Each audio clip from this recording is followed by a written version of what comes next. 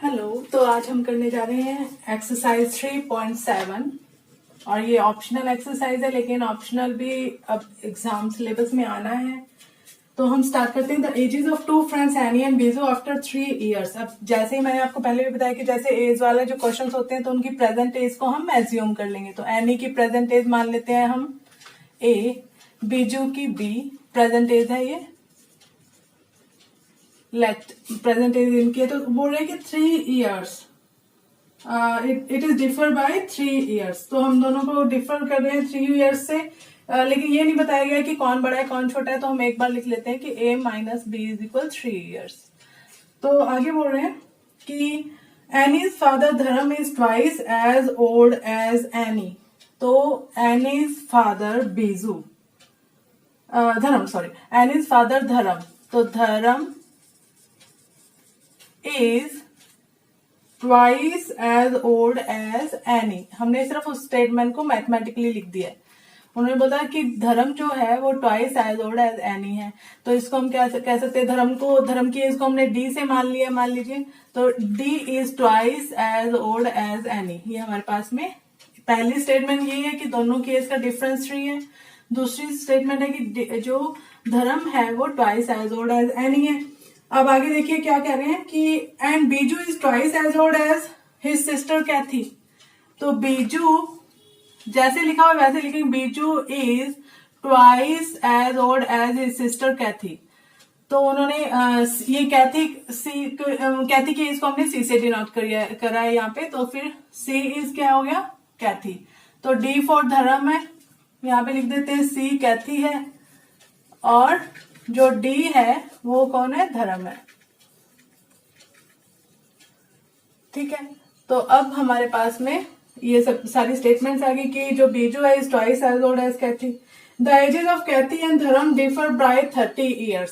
तो final statement है कि जो कैथी और धर्म की एज है वो कितनी डिफरेंस है, कैथी and Dharam differ by 30 years। तो कैथी और धर्म की जो एज है, अब धर्म क्योंकि फादर है हम उसको बड़ा ले लेते हैं, तो दोनों की एज का डिफरेंस कितना है, बोल रहे हैं वो 30 years। ठीक है।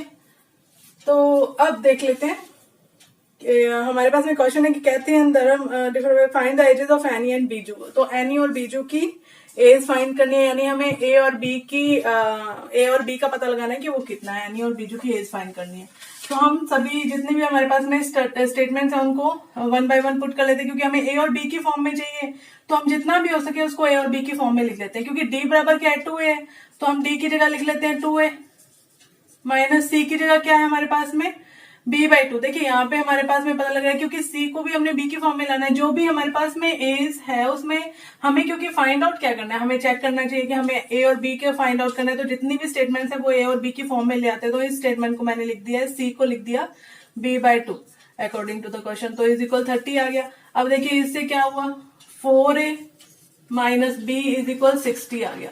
कैसे, यहाँ पे मैंने एलसीएम ले लिया, 2 एलसीएम आया, तो 4a minus B is equal, अब ये जो नीचे वाला 2 होगा वो उधर क्रॉस मल्टीप्लाई होगा, पहले नहीं होगा, जब हम इसका एलसीएम ले लेंगे उसके बाद में होगा। तो एलसीएम लेने के बाद में ये क्या बनने वाला है, 4a माइनस बी अपॉन में 2 इज इक्वल 30, और उसके बाद में हमने इसको ऐसे लिख दिया। अब देखिए हमारे पास में ये जो स्टेटमेंट बन गई है कि 4a minus B is equal 60 है, और दूसरी तरफ हमारे पास में एक और जो स्टेटमेंट हमने बनाई हुई है वो कौन सी है कि a minus B is equal 3। तो दोनों को पुट कर देते हैं, a minus B is equal 3 है ना। तो हम क्या करें, आप देखिए ये दोनों में b के कोफिशिएंट सेम है, तो साइन चेंज कर देते हैं क्योंकि सेम साइन है, ताकि ये सब्ट्रैक्ट हो जाएंगे। b से b कैंसिल हो गया, तो 3a इज इक्वल क्या आ गया, 57 है ना। तो a इज इक्वल क्या आ गया, 57 अपॉन में 3। ये आ गया 3 1s are 3 and 3 9s are 27 है ना। तो यानी जो एनी है वो 19 years ओल्ड है, और एनी माइनस बीजू जो है वो 3 years है। तो लिख देते हैं 90 minus B is equal 3 years according to the equation 1 के हिसाब से कर लेते हैं। तो ये कितना आ गया, 19 माइनस, अब ये 19 उधर जाके माइनस का हो जाएगा, 19 उधर जाके माइनस का हो जाएगा, तो माइनस बी इज इक्वल क्या आ जाएगा, 3 माइनस 19, यानी कितना आ जाएगा, माइनस के हमारे पास में आ गया 16। तो यानी b इज इक्वल 16। तो यानी b की उम्र यानी बीजू की एज जो है वो 16 ईयर्स ओल्ड है और एनी की एज जो है वो हमारे पास में आई है 19 ईयर्स ओल्ड। ठीक है। क्वेश्चन में मैं आपको ये भी बताना चाहती हूँ कि मान लीजिए ये अगर हम क्योंकि डिफरेंस बताया हुआ था, ये फाइनल तो बताया ही नहीं हुआ था उन्होंने कि कौन सी बड़ी है कौन सी छोटी। बाई चांस हमने इसको बी एनी की एज को बड़ा ले लेते, यहाँ पे तो बड़ा लिया है तो छोटा ले लेते और बीजू की एज को बड़ा ले लेते, तो हमारे पास में ये स्टेटमेंट कैसे बन जाती, बीजू माइनस एनी बन जाता है ना। और उसके बाद में अगर हम देखते हैं बाकी सारी चीजों को, यहाँ पे हमारे पास में इक्वेशन दूसरी बन जाती, बस और कुछ नहीं डिफरेंस होना था इसमें। 4a minus B is equal 60 आ रहा था और यहाँ पे हमारे पास में आता b माइनस ए, यानी माइनस ए प्लस बी। इसी को ऐसे लिख सकते हैं, b माइनस ए को इस तरह से लिख सकते हैं ना, माइनस ए प्लस बी। ए के नीचे ए लिखा है मैंने, b के नीचे b लिखा है बस। तो ये 3 आ गया। अब हम अगर इसको देखेंगे, ये देखिए ये आ गया 3a इज इक्वल क्या आ जाएगा 63। तो a इज इक्वल आ जाएगा 21। अगर बाई चांस a इस तरह से एनी की एज जो है वो 21 ईयर्स आती है, बाई चांस हमने b माइनस ए लिया हो तब भी आंसर सही होगा, क्योंकि उन्होंने एकदम करेक्ट इन्फॉर्मेशन एग्जैक्ट इन्फॉर्मेशन हमारे पास नहीं है। तो अगर एनी की एज 21 निकलती है तो फिर बीजू की एज कितनी हो जाएगी, यहाँ पे देखिए b minus A is equal 3 आ गया है ना। तो b माइनस 21 इज इक्वल 3, तो b इज इक्वल आ गया 24। तो उस टाइम पे एनी की एज 21 मानी जाती है और बीजू की 24, तो दोनों ही आंसर सही है। अगर एनी की एज हमारे पास में आ रही है 19 तो बीजू की एज आ रही है 16। अगर एनी की एज आ रही है 21 तो बीजू की एज आ रही है 24। तो इसी तरह से ये फर्स्ट क्वेश्चन हमारा फिनिश होता है। और अब चलते हैं हम सेकंड क्वेश्चन पे। अब सेकंड क्वेश्चन देखिए, इसमें उन्होंने बोला है कि give me 100 friend I shall be become twice as rich as you.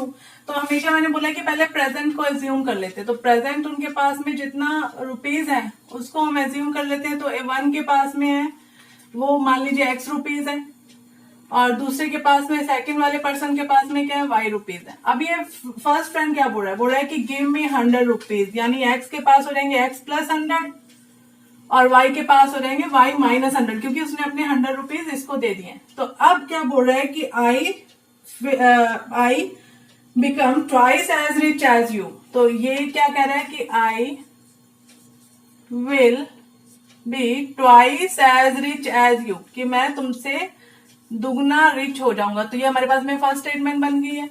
और उसके बाद में दूसरा वाला क्या बोल रहा है, इफ यू गिव मी 10, वो कहता है कि आप मुझे अगर सिर्फ 10 रुपए दोगे, यानी इससे 10 रुपए चले जाएंगे और इसके पास 10 रुपए आ जाएंगे, तो फिर क्या बोल रहा है कि I shall be 6 times as rich as you.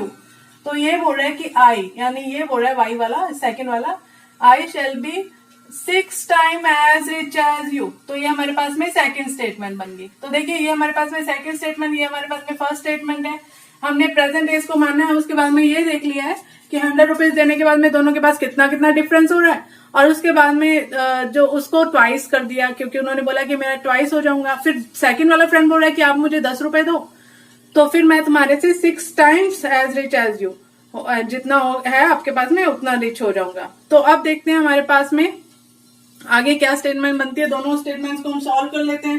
पहले इसको हम इजी फॉर्म में लिख देते हैं। इसके अंदर क्या हुआ, x plus 100 is equal to y minus 200, यानी क्या हो जाएगा x माइनस 2y, जो अननोन टर्म है वेरिएबल्स को एक तरफ कर देना है, इज इक्वल माइनस 300 हो गया। देखिए आप, ये माइनस 200 और ये 100 उधर जाके माइनस के हो गए। और दूसरे वाले में क्या बन गया, ये हमारे पास में फर्स्ट स्टेटमेंट का सिंपलेस्ट फॉर्म आ गई है। और उसके बाद में देखिए यहाँ पे क्या है, y plus 10 is equal 6x minus 60, इसको क्या लिखेंगे 6x माइनस y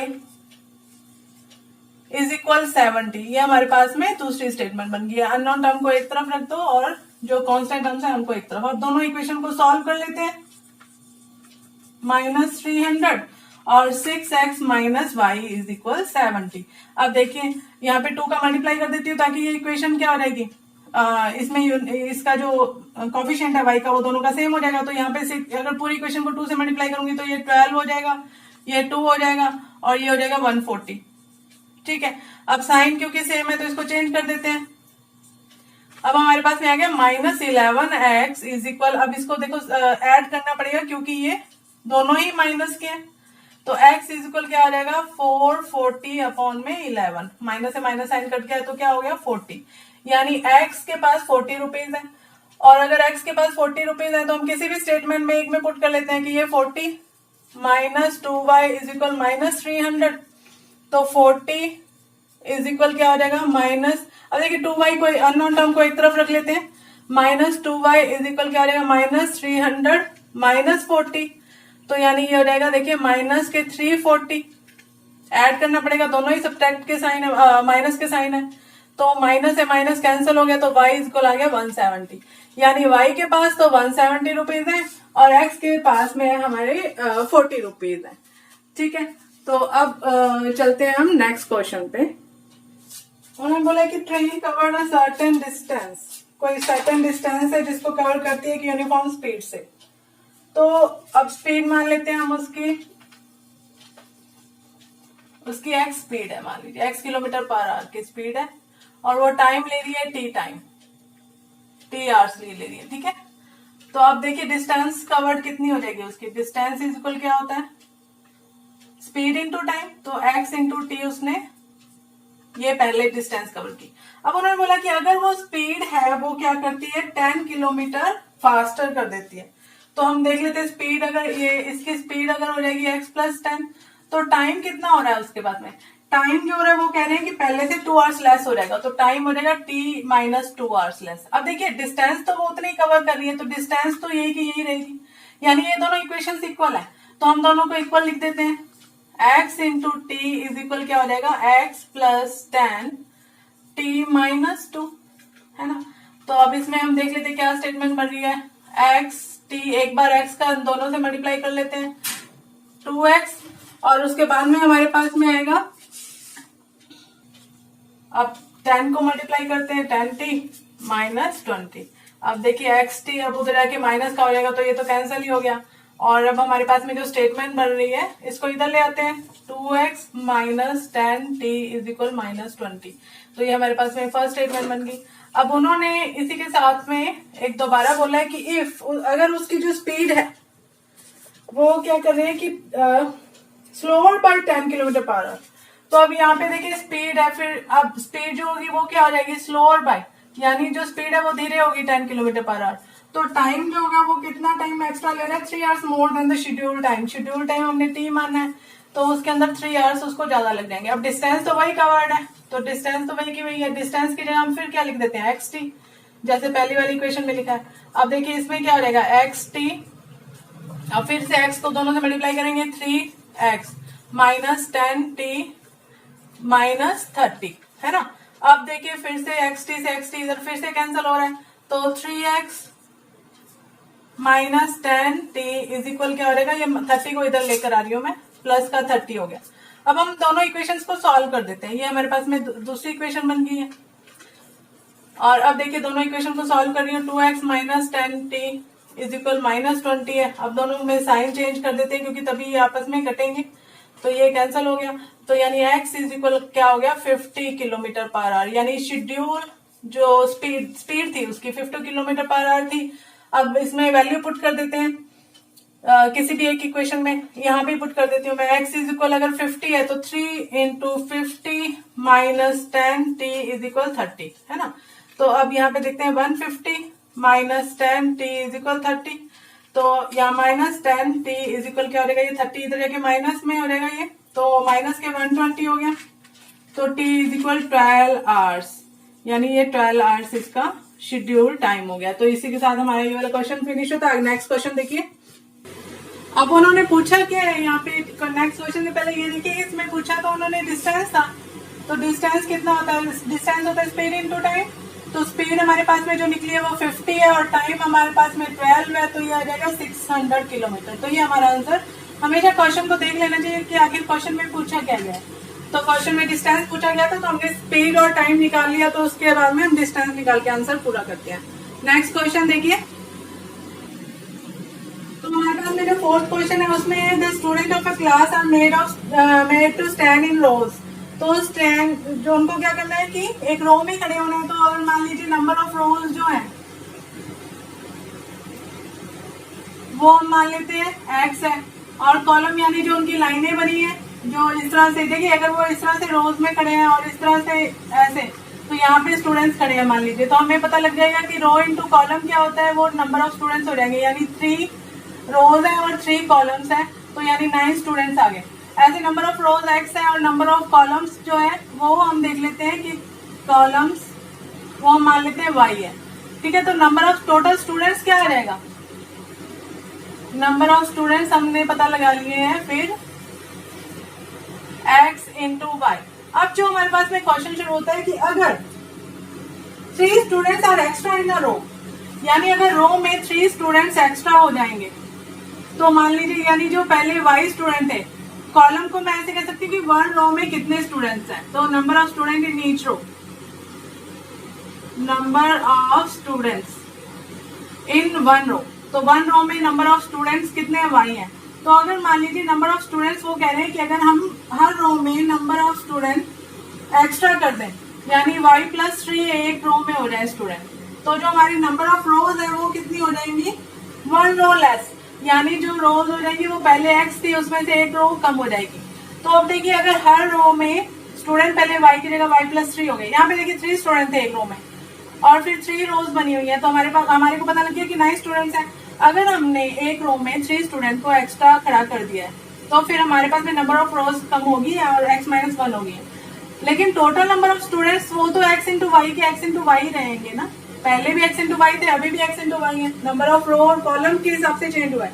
तो हमारे पास में जो इक्वेशन बन गई वो देखिए x इंटू वाई, एक बार y को इससे मल्टीप्लाई हो रहा है, -y+3x-3 इज इक्वल xy। अब xy से xy कैंसिल हो गया, तो 3x minus y is equal 3 आ गया हमारे पास में फर्स्ट जो हमारी स्टेटमेंट। अब उन्होंने जो सेकंड नंबर पे बात की है कि if the 3 students are less in the row, अगर यानी रो में पहले जितने y थे उससे 3 स्टूडेंट्स को कम खड़ा कर दिया जाए, एक रो में 3 स्टूडेंट कम हो गए हैं, तो यहाँ पे 2 रोज मोर यानी 2 रो एक्स्ट्रा बन जाएंगी, तो x+2। अब स्टूडेंट्स तो फिर वही के वही रहेंगे, x इंटू वाई है टोटल स्टूडेंट जितने थे। तो अब यहाँ पे फिर से हमारी स्टेटमेंट बन रही है xy प्लस में 2y माइनस में 3x माइनस में 6 इज इक्वल xy आ गया, xy से xy कैंसिल हो गया, तो हमारे पास में स्टेटमेंट बनी है माइनस के 3x प्लस के 2y इज इक्वल 6। अब दोनों इक्वेशन को हम सॉल्व कर लेते हैं, तो 3x minus y is equal 3। अब देखिए दोनों के साइन अलग अलग है, तो यानी y इज इक्वल क्या आ गया हमारे पास में, ऐड ही यहाँ पे 2y में से y कैंसिल हो गया और यहाँ पे आ गया 9, यानी हमारे पास में 9 स्टूडेंट एक रो में थे। Number of student in each row, एक रो में जो है स्टूडेंट है वो y माने हैं, तो अब देखिए 1 रो में जो स्टूडेंट है वो 9 थे और उसके बाद में हम किसी भी इसमें रख देते हैं इसकी वैल्यू, तो 3x माइनस 9 इज इक्वल 3, तो 3x इज इक्वल 12 और x इज इक्वल क्या हो गया 4, यानी रोज बनी थी वो 4 और टोटल नंबर ऑफ स्टूडेंट कितने हो गए 36, 9 इंटू 4 यानी एक रो में 4 तो ये इनकी रोज बनाई थी उन्होंने और एक रो में 9 स्टूडेंट रखे हुए थे। और उसके बाद में फिर ये इस तरह से हर रो में 9 स्टूडेंट थे, तो इसलिए 9 4 36 टोटल स्टूडेंट थे, तो हमारा आंसर आता है 36 टोटल स्टूडेंट्स। अभी हमारे पास में क्वेश्चन नंबर 5 है 3.7 का। अब यहाँ पे हमें डिफरेंट इक्वेशंस बन जाएंगी। यहाँ पे देखिए अगर हम शुरू वाली 2 वैल्यूज को ले लेते हैं तो ये हमारे पास में फर्स्ट इक्वेशन बन गई, दूसरी वाली ले लेते हैं तो ये हमारे पास में सेकंड इक्वेशन बन गई, फर्स्ट और थर्ड को ले लेते हैं तो हमारे पास में ये थर्ड इक्वेशन बन गई। अब हमने किसी भी तरह से इनको आपस में इक्वल पुट कर देना है, तो एक और यहाँ पे होता है हमारे को angle a plus angle b plus angle c is equal क्या होता है, तीनों एंगल्स का सम 180 डिग्री होता है। यहाँ पे angle a plus angle b की वैल्यू रखते हैं, ठीक है। Angle a plus angle b की वैल्यू क्या होगी, एंगल c/2, तो हम इसको लिख देते हैं angle a plus angle b. यहाँ से देखिए अगर मैं ये 2 को डिवाइड में ले आऊं तो एंगल c/2 इज इक्वल क्या हो जाएगा, angle a plus angle b. तो मैंने इसको यहाँ पे पुट कर दिया, angle c/2 plus angle c is equal 180 degree. अब एलसीएम ले लिया, यहाँ पे प्लस माइनस होता है तो हमें एलसीएम लेना पड़ता है, तो हमारे पास में आ गया angle c plus 2 angle c upon में 2 इज इक्वल 180 डिग्री। और उसके बाद में हमने क्या किया, 3 angle c is equal 360 degree. 2 cross multiply हो गए, तो एंगल सी की वैल्यू आ गई हमारे पास में 120 डिग्री। अब एंगल सी की वैल्यू 120 आ गई है, तो एंगल सी की जगह यहाँ पे पुट कर देती हूँ इस इक्वेशन में। तो यहाँ पे देखिए क्या रहेगा, 120 इज इक्वल 3 एंगल बी। तो एंगल बी की वैल्यू कितनी आ गई हमारे पास में, 120 अपॉन में 3 यानी 40 डिग्री। ये हमारे पास में एंगल बी की वैल्यू आ गई। यहाँ पे एंगल सी की 120 आ गई थी, और ए की वैल्यू कितनी होगी, 180 में से माइनस कर देते हैं दोनों को सम करके, क्योंकि तीनों एंगल का सम 180 डिग्री होता है। तो 120 प्लस 40 160 हो गया, तो यानी एंगल ए की वैल्यू बच गई 20 डिग्री। या किसी भी इक्वेशन में पुट कर दीजिएगा, इसमें पुट कर दीजिए ए और बी और सी है। बी की वैल्यू हमारे पास में 40 है, सी की 120 है, और फिर वो 180 में से माइनस हो जाएगा, तो हम तीनों एंगल्स की वैल्यू आ गई है। अब चलते हैं हम नेक्स्ट क्वेश्चन पे।